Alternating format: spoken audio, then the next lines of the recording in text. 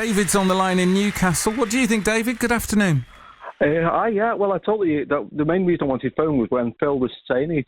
I really did think it was a really good point because I think it's the worst thing you can do to be proved wrong in the future if you ever say any kind of artist or filmmaker or anybody creative, there'll never be another one. It's as good as it's ever going to get. Because literally, always, without fail, 10 or 15 years later, there'll always be somebody who comes along who's either just as good or more successful. And so every generation, at least in my lifetime, because I turn like 50 this year, and it's been proven time and time again, like when I was a kid, people like Michael Jackson, Madonna, Prince were really popular, selling millions of albums, or something like Mike Oldfield, literally some of the biggest selling albums of all time. And then you get someone like a Taylor Swift now, who's selling out stadiums and selling millions and millions of albums.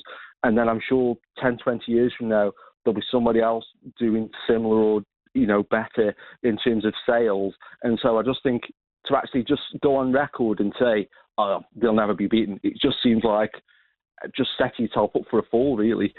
But none of those artists, brilliant in their own right, have really changed music fundamentally, have they?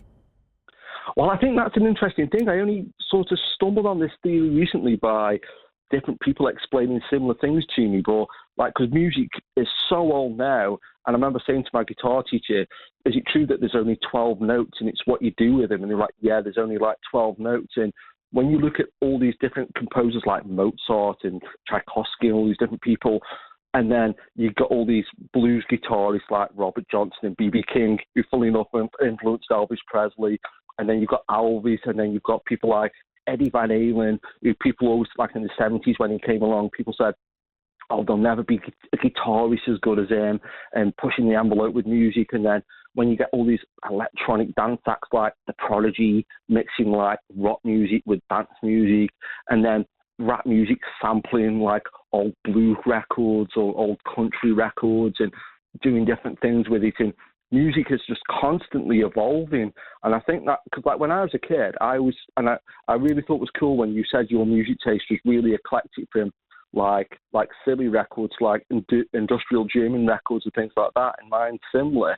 And I always thought when I was a kid, oh, my music would never age or never change. And then, like, say, just from listening to the radio for years and years and buying loads of CDs and loads of albums, just to see how music changes. I always thought before I got into rap music and like electronic dance music, I thought, oh, music's never going to change. There's never going to be nothing new with music. And then when like dance music got really, really popular, I was like, where did this come from? Who came up with the idea of sampling records and electronic things and using two turntables to mix totally different songs together and rapping over the top of it? I never saw that coming in a million years.